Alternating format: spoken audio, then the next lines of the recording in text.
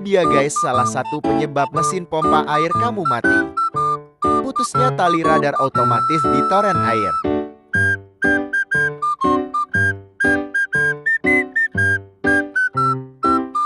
Untuk memperbaikinya, kamu bisa nyambung kembali tali radar yang putus. Atau kamu bisa ganti otomatis radar yang baru. Hati-hati ya guys, jangan sampai kamu kesetrum aliran listrik. Atau kamu bisa hubungi kami tukang pompa.